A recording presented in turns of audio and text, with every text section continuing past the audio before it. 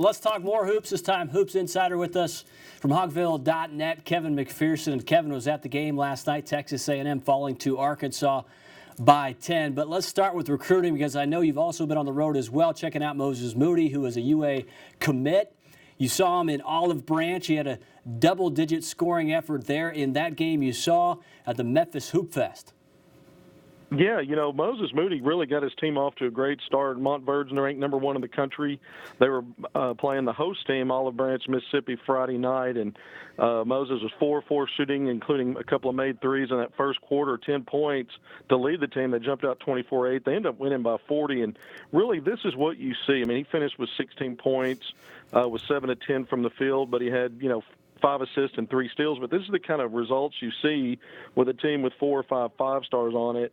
And, he plays basically 18 minutes, basically half the game. And, it's more of a rock star atmosphere for this team because wherever they travel to, they blow a team out, and then the home fans that turn out stick around for autographs and picture opportunity, photo ops, and just FaceTime with these guys.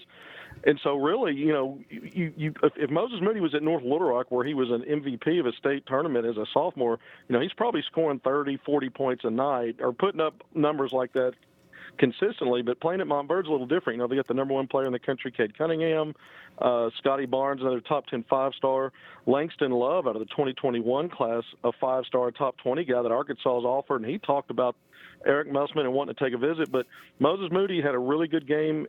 He followed it up Saturday with another 16-point effort, 7 rebounds, 6 assists, as Montverde beat Memphis Wooddale.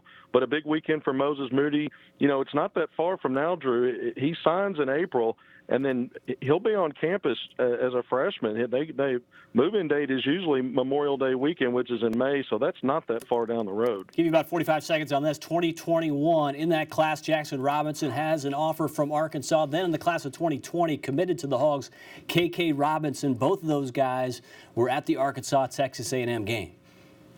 A pair of Robinsons in a full house. And you know what? Both of those guys came away very impressed. Over 19,000 fans. Jackson Robinson loves the way Arkansas plays. He sees himself as similar to Isaiah Joe. Back in April, he was in Fayetteville. Jackson Robinson played in a grassroots game, had 33 points and made 9 threes. So I can understand where the comparison is. 6'5", athletic, but a guy that can fill it up from distance, and he loves the game that Isaiah Joe plays, Mason Jones. And so he was really excited, said being a part of that was amazing. And then KK Robinson, of course, says he can't wait. Again, joining Moses Moody, he'll sign in the spring and be up, presumably over Memorial Day weekend in May, but, he's going back to Oak Hill Academy in Virginia today, but he was on holiday break and got a chance to be a part of that big win yesterday. Yeah, let's talk about the game there in Fayetteville, Bud Walton Arena, 19,200 on hand to see it. Razorbacks win their SEC opener, but in particular, your take on Isaiah Joe. In the second half, he really busted out in that game offensively. Obviously finished with 17, had just 6 in the first half. Really speaks to what he has done the past 3 games in second halves. Yeah, he had 11 points in the final 8.5 minutes, and Arkansas stretched a 2-point lead and won it going away by 10. And really, if you look back at the last 3 games, the road win at Indiana, when he had 15 of Arkansas's final 32 points and 18 second-half points as part of a 24-point game high that earned him co-SEC Player of the Week. And even the game before that in North Little Rock against Valpo, when he had 18 of his 21 points in the second half. So really, this guy's been turning it on, averaging over 20 points a game in these last 3 wins. But the bulk of that's come in the second half. 47 second-half points among the 62 points that he scored. And you look at the guard play overall, Mason Jones tied Isaiah Joe yesterday with 17 points as well. Both of those guys had game highs. You look at the work that Desi Sills and Jimmy Witt did, both getting in double figures. Even Jalen Harris playing over 30 minutes as Adriel Bailey sat the last 12 minutes with foul trouble, and Arkansas went with a 5-guard lineup. I really thought Arkansas's backcourt has been the strength all year.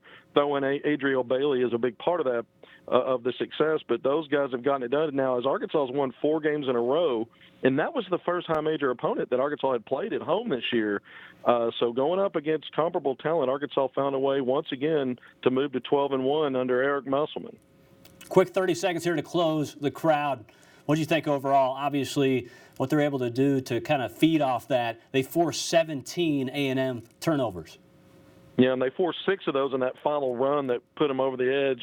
And I really think if you look at the last 2 in-state games sandwiched around that Indiana win, playing in North Little Rock, packed house, very wild and energetic.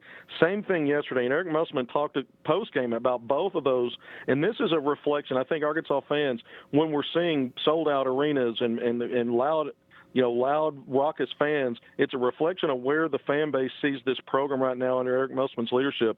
I saw a stat today. He's third among active coaches in winning percentage at over 77%. He's in Mark Few, Roy Williams. You look at this company, Mike Krzyzewski, John Calipari. That makes up the top 5, including Eric Musselman at number 3. And I think the fan base is starting to recognize where Arkansas could be headed. Yeah, needless to say, some big names right there. Kevin McPherson from Hogville.net. Kevin, thanks very much. We'll talk about the Arkansas Razorback football program and the coaching staff that is after this on the Pig Trail.